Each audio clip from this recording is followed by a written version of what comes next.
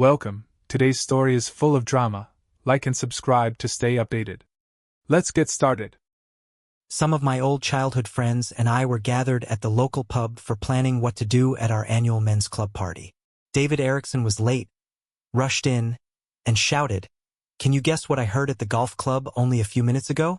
Nobody could, so he continued that super asshole Robert Svensson was there, obviously a little boozed, sitting with two cohorts and bragging with a loud voice.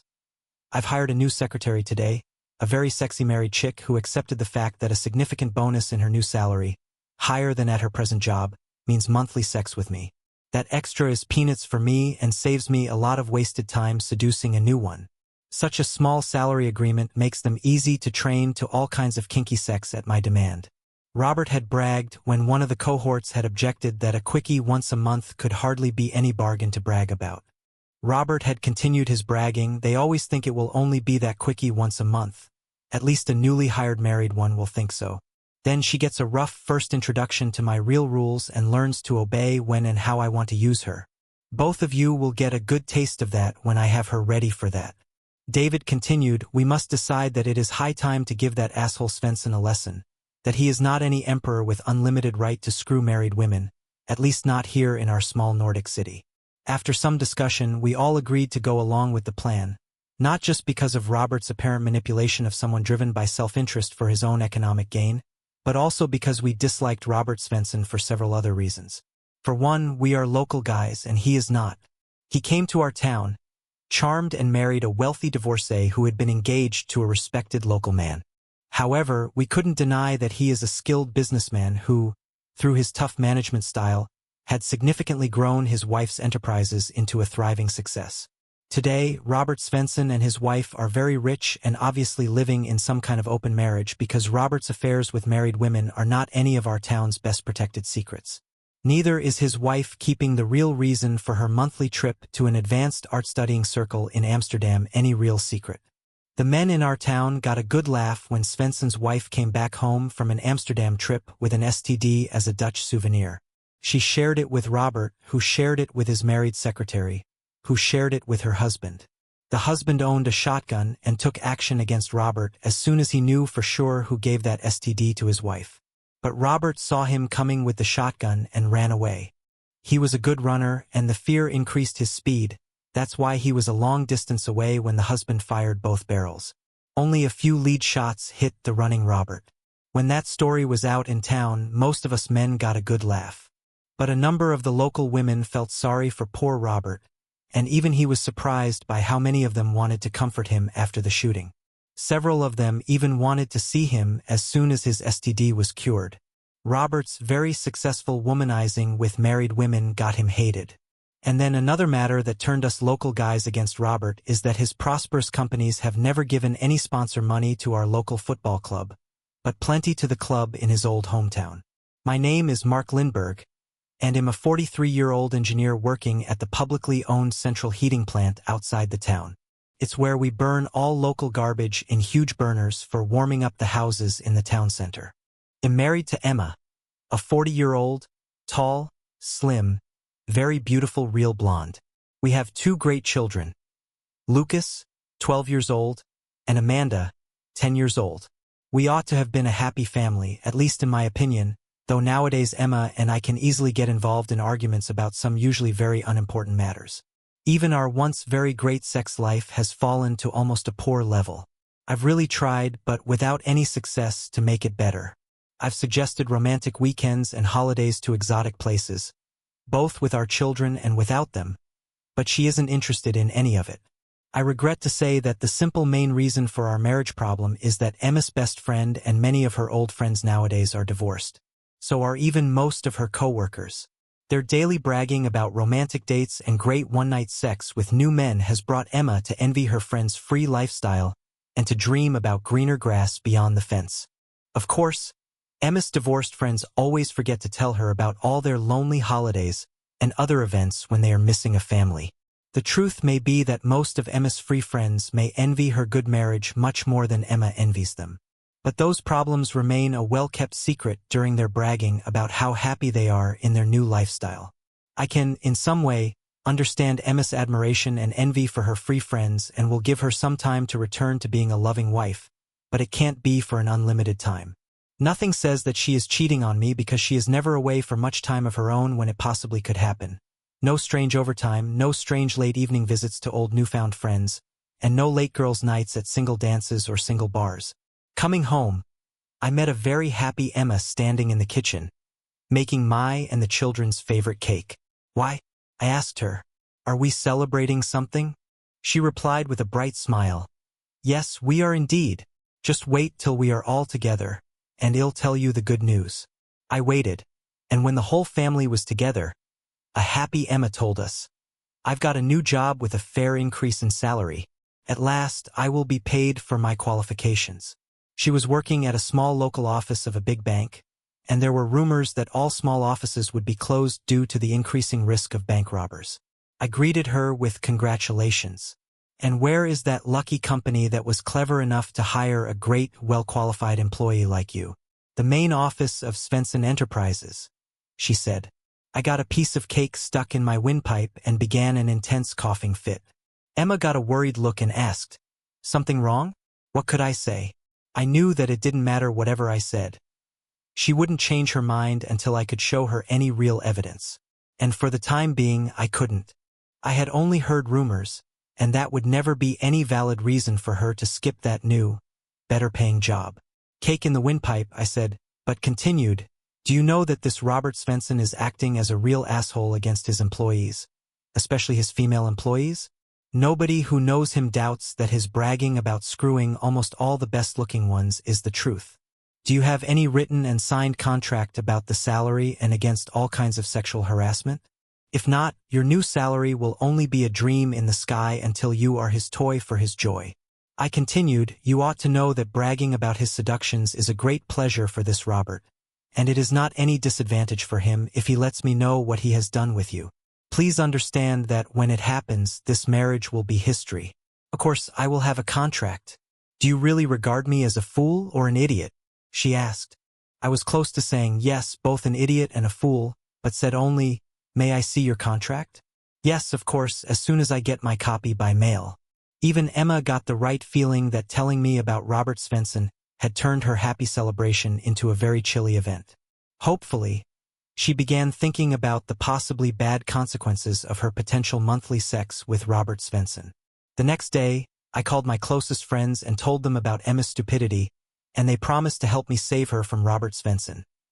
The next day, my first step was sneaking away from my job and going home to check the mail. A big package arrived. It was a Friday. I opened it and found a correct contract, some high-quality printed information about companies involved in Svensson Enterprises. But then there was a page from a ladies' magazine showing two models in sexy underwear together with a Svensson Enterprises requisition form to a local women's fashion shop. Attached was a handwritten message reading, "Dear Emma, use the form and get one of each." Aris, I had my evidence. My friends told me that there was a plan for destroying Robert, but it would be best that I didn't know anything. Of course, I could confront Emma at that moment, but confessing that I had opened her mail would cause a serious problem for me. The first action against Robert Svensson happened on Saturday evening. He is the proud owner of the only Lamborghini in our town. That's why he parked it well visible in his driveway to tease everybody who envied him. Of course, it was protected by cameras with alarm sensors and connected directly to the leading security company. At about 1 a.m., a man dressed as an English Premier League football player, in a match jersey with a famous star's name in bold letters on his back, entered the driveway and poured several liters of some paint-off liquid over the car. When the security company arrived 6 minutes later, the player was already far away. The first police patrol car arrived about an hour later. The only thing they could do was try to calm down a furious Robert Svensson. On Sunday morning, Svensson called all the police chiefs he could find, demanding a technician be forced to work overtime to take pictures of his car. By Monday morning, the Lamborghini case was assigned to a criminal inspector named Frederick Johansson. He was called T.P. Johansson by his colleagues. He got that nickname after making a date with a handsome female English police officer during an international conference on football hooligans. Johansson spells his name with 2 dots over the O, and in Swedish that sounds like prick. Unfortunately, when he introduced himself to her by saying, "My name is Johansson, Johansson with 2 pricks," she had replied, "Oh really? That's amazing. I don't want to miss that. I have to see it," before bursting out laughing. TP Johansson is a nice guy, though. He and the English police officer spent the night together, but at breakfast the next morning, she jokingly complained to Johansson's colleagues that he was a bloody liar because he only had 1 prick. His demeanor wasn't the best for the rest of the morning. The main reason TP had been placed in charge of local football hooligan matters was that it was an almost non-existent problem in our town. Now, the damaged Lamborghini got him away from a bank robbery investigation where he had been a pain in the butt for his colleagues. TP regarded it as great luck that his English female colleague worked in the city where the football club the Ferrari Destroyer had been pretending to be from was based. He was a man of action, so he faxed some information and a picture to her. The English cops got a good laugh at the picture, and then one of them got a bright idea. They sold the whole story and picture to one of the tabloid newspapers. The next day, the picture was front-page news with the headline, "Premier League player in police investigation over destroyed Lamborghini." It was a great story for the English newspaper, and it got even better when the player's wife told them that her husband hadn't been at home the night the Lamborghini was damaged. Now, the police jumped in and got the player to confess that he had spent the night together with his mistress. Even that information was sold to the newspaper. Happy days for the English press. Their simple filler piece had turned into a real best-selling scandal story. Even the football player's mistress was laughing all the way to the bank after she had sold her story to the highest-bidding tabloid newspaper. The winners were obviously happy, and the losers were very unhappy. The Premier League star was thrown out of his home and now expecting a very expensive, shameful public divorce.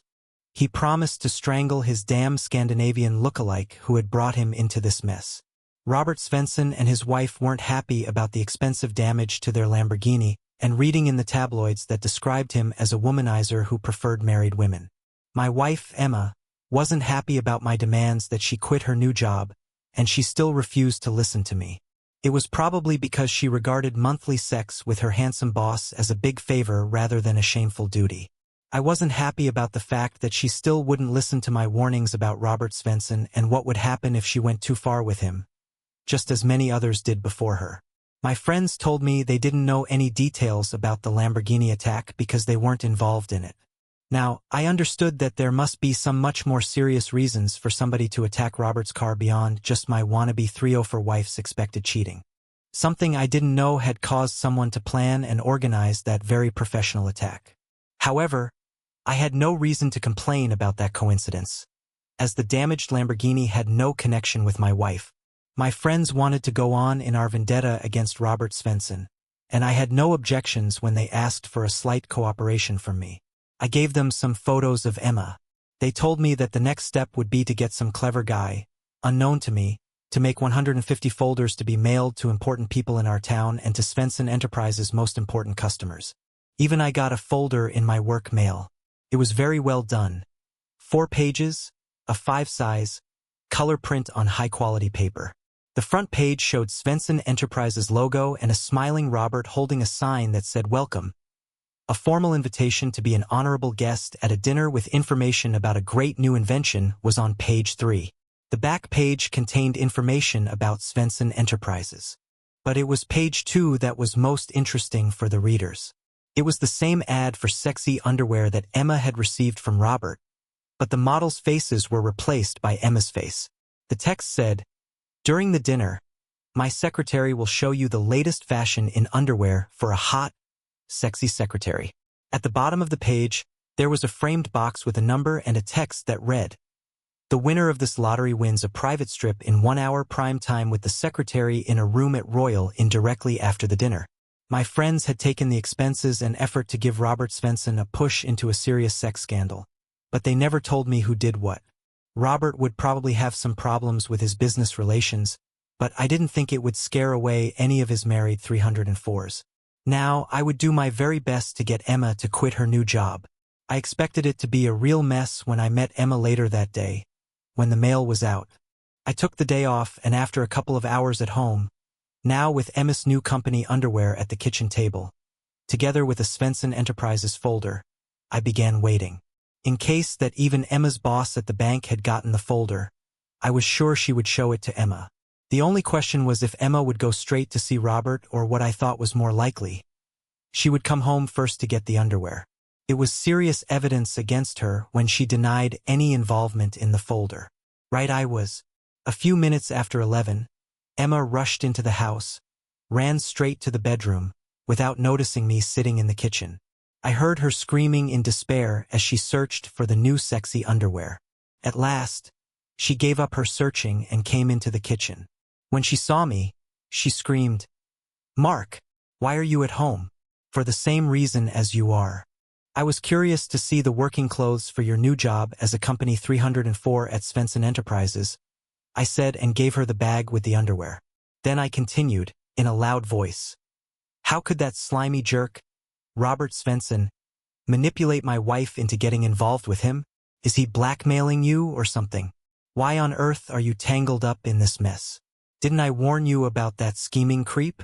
Emma cried loudly for a while before she began sobbing. "Please let me explain.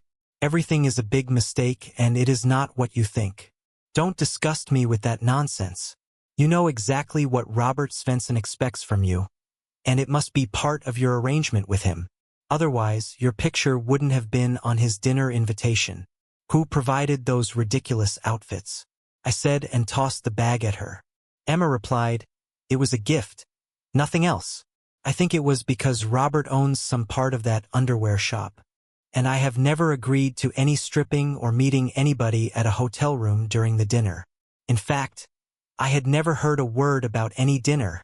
Please, Mark, you must believe me." "I don't," I said, "and that's the reason why we are going to see Robert Svensson right now. I'll give you a fair choice. Quit that job or this marriage is over." She didn't reply but came with me to the main office of Svensson Enterprises. But it was a useless effort because 2 security guards outside the main entrance told us Robert Svensson was abroad and refused to let us in after they checked my ID. We made a new attempt at Robert Svensson's home, but even there, 2 security guards were standing outside the door and gave us the same information as those at the office. Not much to do about Robert that day. Back home, I once again demanded her to quit that job. To my surprise, now she didn't say yes of course any longer. Only that she would think about it. My comment to that is not printable. After some further arguing, Emma promised to do her best to get in contact with Robert Svensson the next day. The following morning, Svensson Enterprises launched a big advertising campaign in both local and national newspapers, claiming they had nothing to do with the scandal folders. The main result of that was that the advertising created enormous interest for the folder, which was now even available on the web. But it was Robert who had called Emma at her job and booked a meeting with her for the next Monday, when he would be back in town. When I asked if she had quit the job, she said that she tried but that Robert had promised that it would be on the agenda on Monday. Before going to my job on Monday morning, I told Emma, "Today will be one of the most important decisions of your life. You can either remain a married woman with a family, or you can join your divorced friends by taking that job and end up as a company 304 for Robert Svensson." I had warned her several times, told her the consequences, and now the choice was hers. The only thing I could do was wait and see. Back home after work, I immediately noticed that something was wrong. Obviously wrong as hell. When I saw the expression on Emma's face, my first comment could only be, "You didn't do what you ought to do." "What the hell did you do?" Emma replied, "Yes, I kept the job. But please let me explain before you start arguing and accusing me of something." "There's nothing to explain. There is no doubt you want to screw that damn womanizer. Did you do that today?" Not a very kind question to a wife who got a new, better-paying job. But as I knew the background, what else could I say? Now Emma got angry and shouted, "What the hell do you think about me?" I shouted back, "I don't think a damn thing. But singing birds have whispered in my ear. And I happen to know for sure that screwing is included in that damn secret agreement between Robert and you. Seems to be just what you're looking for because you've envied your divorced friends so much. And now you want to join them. You're mad. Totally mad." She shouted and rushed up to the bedroom. Emma came back to the kitchen 2 hours later and asked if I had calmed down enough to be able to listen to what she had to tell me. Since I had no way to avoid hearing that crap sooner or later, I said, "Go on." She told me that Robert had been very sorry for the faked folder that had given her so many problems and had promised her a month's extra salary as compensation. He had even increased her new salary by 10%, because the secretary job he now offered her needed better qualifications than the job she was offered at first. Robert had told her that during the first month at the job, she had the right to quit with 2 days' notice, and she would be paid for a full month plus a compensation month if she didn't like the job. One of her first duties would be to be Robert's secretary during a 12-day business trip to South Africa, where Robert would sign both a big export contract for special tools and a new import contract for quality wine. Of course, they would have time for a safari and to see several other famous tourist attractions. Emma continued, "Only that South Africa trip, with flights in business class and the best hotels, is worth a fortune. Much more than you and I could ever afford to spend. The extra compensation month and my new salary will be such a bargain for the whole family. And I've heard so much about South Africa that I would have been stupid to say no to such a great opportunity," she added. "I can promise you that Robert won't hold me to any secret demands, and it must be that shameful faked folder that has caused the fear for my suspected cheating in your mind." I replied, "You'll find out that you're paying a damn high price for that South Africa trip. But it's not too late yet. Skip going there with that womanizer and let's go there together, you and me. If we skip business class and 5-star hotels, we can afford it some way. If South Africa is so important to you." In a last attempt to save our marriage, I told her this. She replied, "Sorry, but I can't do that, because that trip is a part of my job.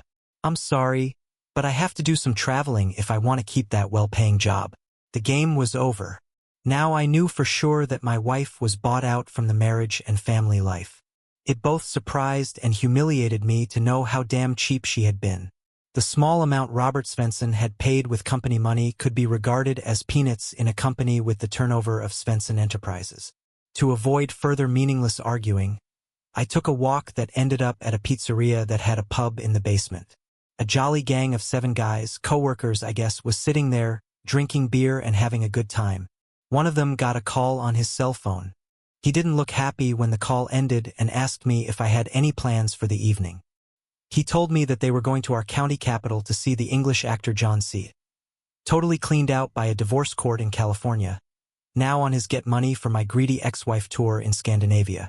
One in their party had serious reasons for not coming, and that's why they had an extra ticket for the show. I bought it and joined the party for a pleasant evening. Emma was already sleeping when I got back home, so I slept in the spare room and left for work early in the morning while she was still asleep. Back home after work, Emma tried to start arguing, but I simply said, "I already told you the truth. That's all I have to say." 1 week later, Emma quit her job at the bank, and her coworkers held a big party for her. No spouses were invited. That was okay with me. Then, after only working a week at Svensson Enterprises' main office, it was time for her Africa business trip with Robert Svensson. I knew with certainty that Emma's last night at home before the trip would also mark the end of our time together as a couple. My actions that night were driven by anger and frustration rather than tenderness or affection. Despite her usual reluctance, Emma made an exception to her typical boundaries that evening. The atmosphere was tense and filled with unspoken emotions as I acted out in a way I later regretted deeply. Afterward, Emma looked at me and asked, "Are you happy now?" "No," I replied honestly, burdened by guilt and shame for the way I had treated her. I couldn't shake the feeling that I had allowed my insecurities to take over, leaving me feeling like I had betrayed her and myself. The next morning, Emma left early without waking me up. Her only goodbye was a note on the kitchen table that read, "I love you." Her flight to South Africa was an 18-hour night flight, so her second night away from home was her first night in South Africa. I knew they would stay a few days at Hilton Sandton in Johannesburg. So, at 3 in the morning, I called the hotel and said, "I am Dr. Henrik Schoberg from our county hospital, and I have an urgent call for the guest, Mr. Robert Svensson." I was switched to his room. After several rings, Robert answered. I told him, "I am Dr. Henrik Schoberg from our county hospital, and I have an urgent call for Mrs. Emma Lindberg." I could hear in the background that Emma had been awakened by the ringing phone, and I heard her surprised comment when Robert told her to take the phone because it was for her. A few seconds later, she picked up and, in a worried voice, said, "Emma Lindbergh speaking." I lowered my voice, making sure Robert couldn't hear me, and said, "Shameless 304. Why in the hell are you naked in that asshole Robert Svensson's bed at 3 in the morning? You've already screwed him on your first day there, haven't you?" There was silence. Then, Emma sobbed, "No, Mark. It's not what you think. It's innocent. You must believe me. I can explain everything." Robert understood that something was wrong, took the phone from her, and shouted, "Go to hell." Now I knew for sure that what I had expected to happen had already happened. Robert wasted no time enjoying the pleasures he had paid for. A very regretful Emma called me the next day and tried to explain. She said she slept in Robert's room for safety reasons because the crime level is very high in South Africa. She even suggested quitting her job and taking the next flight home. I replied, "Please don't try to convince me that the safety at that 5-star Hilton is so poor that you have to share a bed with such a scumbag like Svensson. The damage is already done, so there's no need for you to come home. Stay there forever if you want. I don't miss you." Of course, I had a very sad feeling when my once happy marriage had turned into such crap. But shit happens, and now it was time to begin positive thinking again. 2 days later, I met a doctor, a very pretty female gynecologist, and of all possible places we met at a supermarket. In fact, it was my daughter Amanda who began talking with a girl of her own age, and within a short time they were giggling together. The girl's mother asked Amanda and her daughter, "Do you know each other?" Both girls replied, "We are in the same class at school." Then, I introduced myself and Amanda to the mother, who introduced herself. "I'm Karina Olsen, Lena's mother. We're new in town." Then she got a strange look on her face and asked me, "I don't know if I dare to ask you, but I'm single and don't know whom to ask about a slight problem in my new house. Maybe you could be the right man to adjust the thermal heater? You'll get a cup of coffee and home-baked cookies." I replied with my best smile, "Amanda's friends are my friends. We can do it directly after shopping." Karina's problem wasn't a big thing, and I fixed it within a few minutes. During the coffee break that followed, she told me that she was a newly divorced 37-year-old doctor at our local hospital. She had chosen a job in our town because she had her roots in a village outside the city, and her elderly mother was in an old folks' home near here. "You'll get me as a new member of the single club soon too," she said, "because I filed for divorce earlier today. My soon-to-be ex thinks it will be a jolly good, exciting living." I explained my situation, and she listened intently. Our coffee break lasted almost 2 hours, filled with pleasant conversation, while the girls spent most of the time playing in Lena's room. When I told Amanda it was time to go home, both girls suggested, "Why don't we have dinner together?" I looked at Karina and said, "It's okay with me. We could do it at my house if you accept." She smiled and said, "Sounds great." My son, Lucas, joined us and all 5 of us took part in the kitchen work. There was so much joy and laughter during that evening. Later that night, though nothing had happened between us, I couldn't resist thinking about Karina's bright eyes and sweet smile while trying to fall asleep. Emma and I had no connection for the next 2 days, until one of my friends called me at work and suggested an interesting web address. I opened it.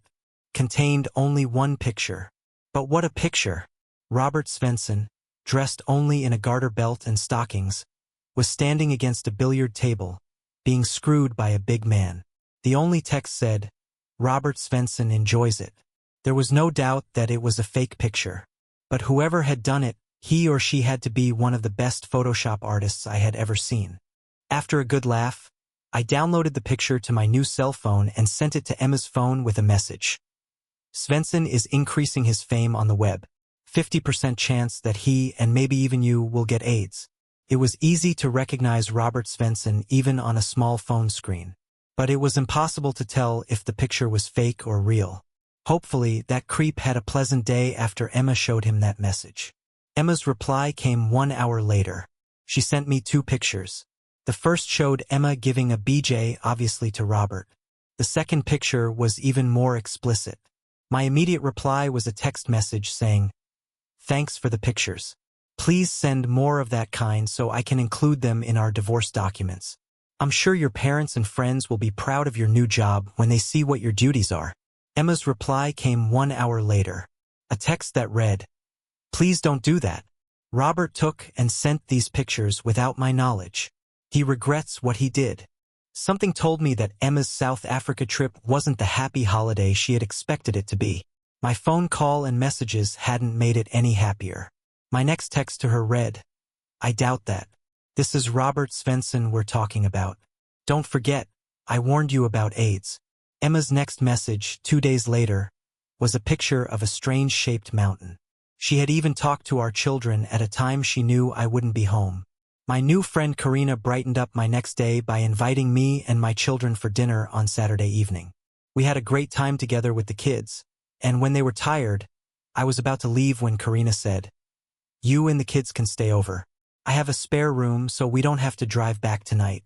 Then she added, "We can have a nightcap and an adult talk."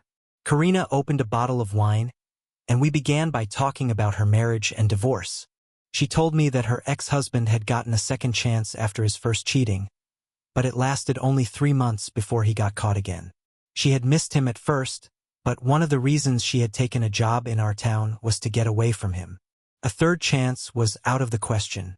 I told her my story, how Emma had begun to envy her divorced friends when they bragged about their dates and new lovers, how she had taken the job at Svensson Enterprises, despite knowing her boss was bragging about his nasty intentions with the new secretary. To my knowledge, Emma had never cheated on me before the South Africa trip. But that changed the moment I caught her in her boss's bed on their first night there. Then, I showed Karina the pictures Emma sent me and said, "That was the last straw. That's why I filed for divorce. In my case, even a second chance is out of the question," I added. We then talked about our futures. Karina said, "I don't want to be a happy divorced, man-hunting single, but I also don't want to stay alone for the rest of my life." Then she asked, "Are you thinking about dating any of your wife's divorced friends?" I laughed and said, "They are out of the question. I prefer someone who has felt the pain of having a cheating husband and wants to move on with a faithful man. I'm sure she would understand me much better than any of Emma's friends." Karina had a very satisfied look on her face when I said that.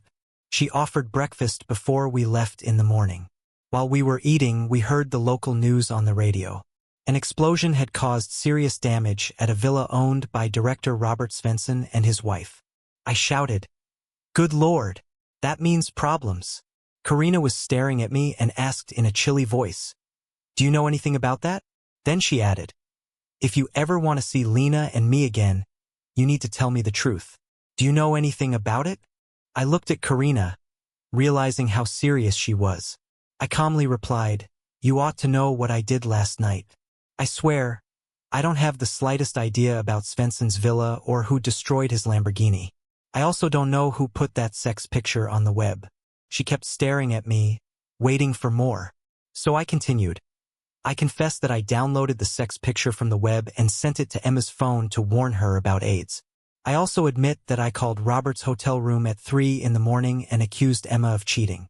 But the rest? I swear I have no idea. Someone else is responsible for all that." Karina was silent for a moment. Then she said, "I believe you. But promise me you won't do anything stupid, either to Emma or Svensson, when they come back from South Africa." I nodded. "They're not worth it," I replied. My kids and I went home for a couple of hours before we were supposed to go to McDonald's with Karina and Lena at the kids' request.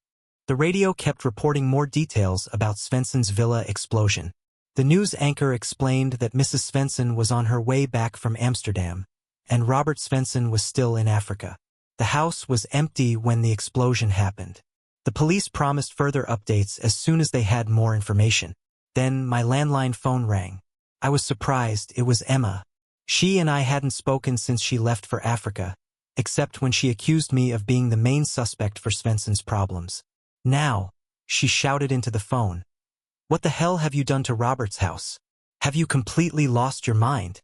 I sighed and calmly replied, "You can tell your pimp that I don't give a damn about what happens to his house. I heard about it on the radio, but as I said, I don't care." She continued yelling, "You are the main suspect. I really hope you rot in jail." I laughed and replied, Sorry to disappoint you, but I can hardly be a suspect. I have a very strong alibi. I was with company during the evening and night when the explosion happened. There was silence. Then Emma said she wanted to talk to the kids. They told her how we spent the evening with Karina and Lena and even stayed overnight at their house. She didn't say anything else after that. Just 10 minutes after Emma's call, there was a knock on my door. 2 police officers, a man and a woman, were standing there. They were in civilian clothes. I opened the door. The male officer asked, "May we come in? We'd like to ask you a few questions." I nodded. "Sure, come in." They asked me if I knew what happened to Robert Svensson's house. I told the truth. I only knew what I heard on the radio. Then, I told them. My soon-to-be ex-wife is working for Svensson Enterprises and is now in South Africa with Robert Svensson. She called me just a few minutes ago, accusing me of being the main suspect. She probably suspects revenge because I found out she was cheating on me with Svensson and filed for divorce. The female officer raised an eyebrow and asked, "How could you find that out from so far away?" I smiled. Very simple. I called Svensson's hotel room at 3 in the morning. I told him I was a doctor who had to speak with Mrs. Emma Lindberg. She was in his bed, and Svensson gave the phone to her. Both of the officers smiled at that statement. Later, at McDonald's, I told Karina about the police visit. I don't have anything to hide, I told her. So I told them the truth. After eating, we had a long walk in a park. Then Karina told me that her ex-husband would be visiting her the next weekend. She added, "He said he'll do his best to get a third chance." I sighed. What can I say to that? Not much. Just call me if he threatens you in any way. Karina smiled. Thanks, but he's not that kind of man. Then she asked me, "Have you thought about giving Emma a second chance? What if she promises to quit the job and be a faithful wife forever?" I shook my head. No, I can't. She got so many warnings before she took that job. She knew exactly what would happen. I continued, "No sane man would accept the humiliation of finding his wife in her boss's bed on the first night of a business trip. And after the sex pictures she sent me, it's over. There's no second chance." Then I added, "Emma will always be the mother of my children. I will never deny her the right to see them, even if I get full custody. But between us, it's over." I wouldn't see Karina during the week because she had evening shifts at the hospital. But to my great pleasure, she called me every evening just for a small talk. Then shit hit the fan. Emma came back home. She hadn't told me when she would be returning. The last time we spoke, she was accusing me of blowing up Svensson's house. Now she spent most of the evening with our children. She and I didn't begin talking until the kids had gone to bed. First, Emma tried to hand me a bottle of cheap blended whiskey from a tax-free shop. She said, "This is a gift from Robert." I didn't even touch it. "Return it to him. I don't want it." Her mood darkened. Then I handed her the divorce papers. I told her, "This will be finalized within 6 months, whether you sign or not. But if you sign, you'll have a smoother process and better terms." She looked at me with teary eyes and asked, "Did you really send Robert's disgusting pictures to my friends and relatives?" I calmly replied, "Not yet. I didn't want to make them puke. But if either Robert or you try to make further problems for me, I will." She began sobbing. "That sounds like blackmail." I laughed bitterly. "Not at all. With those pictures, you burned all bridges back to our marriage. I just want to move on. You're free to join your divorced friends tomorrow and begin the happy single life you dreamt of." Then I added, "Unless, of course, your pimp has other plans for you." Emma continued sobbing. Then she whispered, "Mark, I really wish I could turn back time. I regret everything. I regret taking that damn job despite all your warnings. It was the most stupid mistake of my life. Can you forgive me if I quit tomorrow? Please, let's stay a family." I stared at her for a moment before I asked, "How could you do that to me and our children?" She sighed heavily. Then, for the first time, she truly confessed everything. Emma's confession, she admitted that she felt trapped at her bank job. She had worked hard for a promotion, but her boss was having an affair with another employee and gave her the promotion instead. Emma had been told she could either accept a transfer to some faraway branch or quit. She didn't want to move. That's when she saw Svensson Enterprises' job ad and applied. The job was hers immediately, after she was sent to see Robert Svensson himself. Then she admitted. The only problem was that Robert demanded a quickie once a month. Then she looked away in shame and continued. But I thought, why not? A little sex with a handsome man could even spice up our marriage. My friends had always praised their affairs, so I thought, why not? Then, she looked back at me and added, but then you started your campaign against my job. You even found the sexy underwear Robert had bought for me and wanted me to wear at our sessions. You really made me feel like a pile of crap. I didn't say anything. I let her continue. Then that damn folder came out, and I was both ashamed and angry. I was ready to quit, but Robert convinced me to stay. He gave me a high compensation, increased my salary even more, and made me feel like I deserved this job. And of course, that first-class South Africa trip was a big bonus. That's when I stopped listening to you. She took a deep breath. I thought Robert was just a rich playboy. I thought all he wanted was a little fun on the side. Then her voice cracked. But I was wrong. What happened in South Africa? Emma told me that when she and Robert arrived at their first hotel, she was shocked to discover that they were sharing a room with only one double bed. She protested, but Robert laughed it off. It's just for convenience. We'll be traveling a lot, he had said. The moment the bellhop left, Robert dropped the act. He became demanding, dismissing her feelings, and making it clear that she was expected to obey. Emma said, I realized too late that I was nothing but a trophy to him. Possession. He didn't care what I wanted. That first night, I regretted everything. Then she looked down in shame. And then you called. That 3 a.m. phone call. She wiped her tears and continued. When I saw Robert's reaction to your call, I knew you were right about him all along. The next morning, Robert took complete control of the trip. He held onto her passport and tickets, making her feel trapped and powerless. When I had sent her the fake photo of Robert in stockings, he had exploded in rage. Who did this? He screamed. He spent hours on the phone with his lawyers, trying to find a way to control the situation. Then he took revenge. Emma whispered. That's when he sent the pictures of me to you. I sighed. I figured as much. The signing bonus incident one day, after hours of intense negotiations with a company buying Svensson Enterprises machines, Robert finalized a big contract. To celebrate, he took the 3 foreign businessmen to a small hotel for lunch. After the meal, Robert shocked Emma. He announced to the businessmen, Emma is your signing bonus. She will entertain you until 7 p.m. Then he handed them a key to a reserved hotel room. Emma was horrified. She whispered, that was the worst moment of my life. I was nothing but an object to him. I nodded grimly. So what did you do? She sighed. I endured their company. I clenched my jaw. She quickly added, but they weren't like Robert. They were polite, reserved. I think even they were uncomfortable. But it was still humiliating. She covered her face with her hands and sobbed. I wish I had gone to South Africa with you instead. I wish I had listened to you. Then she looked up at me. Screwing Robert and losing my husband and family. It wasn't worth business-class flights, 5-star hotels, or extra money.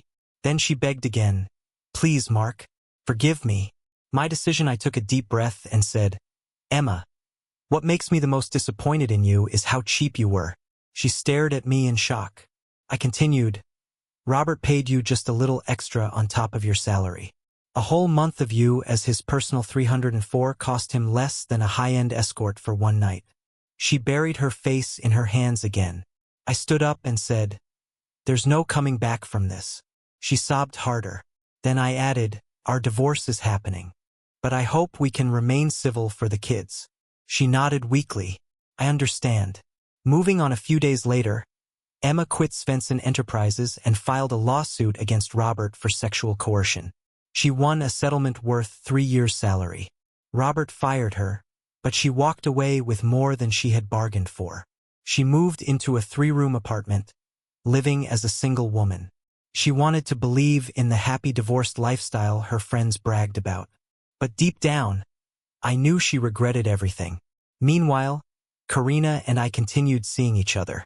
We found a perfect house and planned a small wedding once my divorce was final. Karina had even hinted that she wanted to have more kids.